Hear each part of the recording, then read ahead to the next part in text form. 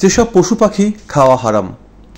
দাঁত বিশিষ্ট হিংস্র জন্তু: 1 বাঘ, 2 সিংহ, 3 নেকড়ে বাঘ, 4 চিতাবাঘ, 5 হাতি, 6 কুকুর, 7 শেয়াল, 8 শূকর, 9 বিড়াল, 10 কুমির, 11 কচ্ছপ, 12 সজারু, 13 বানর। এরপরে রয়েছে পাঞ্জাধারী হিংস্র পাখি: 1 ঈগল পাখি, 2 বাজ পাখি, 3 পেঁচা পাখি।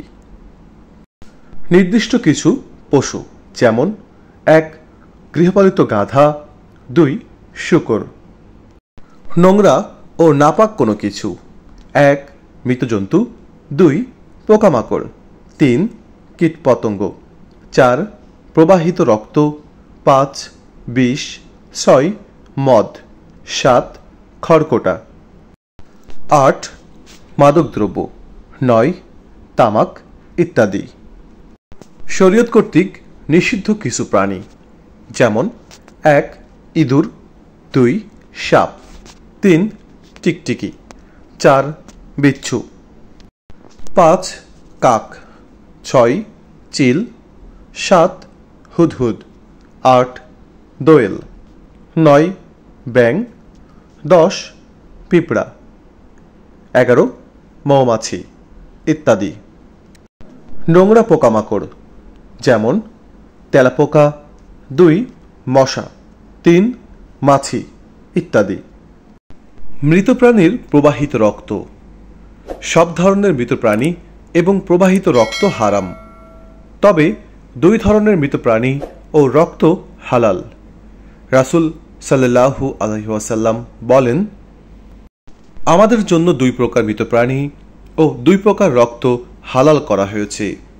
মৃত প্রাণী হল 1 মাছ ও 2 পঙ্গপাল, আর রক্ত হল 1 কলিজা ও 2 প্লীহা। যে সমস্ত উদ্ভিদ জাতীয় খাবার হারাম যেমন: 1 গাঁজা, 2 আফিম, 3 ইয়াবা, 4 বিয়ার, 5 শ্যাম্পেইন, 6 হেরোইন সহ এ জাতীয় অন্যান্য নেশাজাতীয় দ্রব্য। এছাড়াও যা কিছু শরীরের জন্য খুবই ক্ষতিকর তাও জায়েজ নেই, যেমন: 1 বিষ, 2 সিগারেট ও এ জাতীয় অন্যান্য খাবার ও পানীয়। জবায়ে আল্লাহ নাম না নিলে সেগুলো খাওয়া হারাম। আল্লাহ নাম নেওয়া ছাড়া জবাইকৃত হালাল পশু পাখিও হারাম।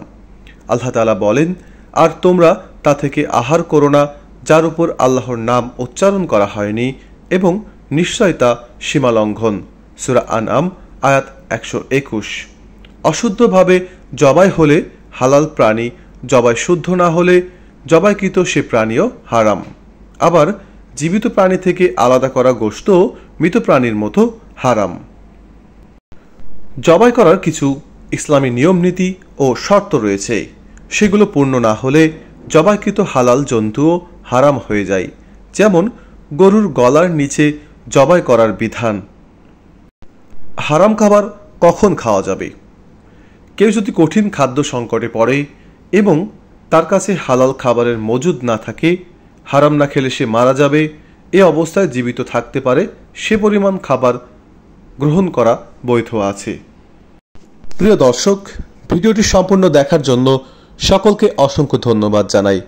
ভিডিওটি ভালো লাগলে আমার চ্যানেলটিকে সাবস্ক্রাইব করুন এবং পাশে থাকা বেল আইকন বাটনটিতে ক্লিক করুন।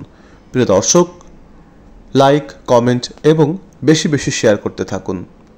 মহান আল্লাহ তাআলা রাব্বুল আলামিনের নিকট সকলের সুস্থতা প্রার্থনা করি আজ এখানেই শেষ করছি।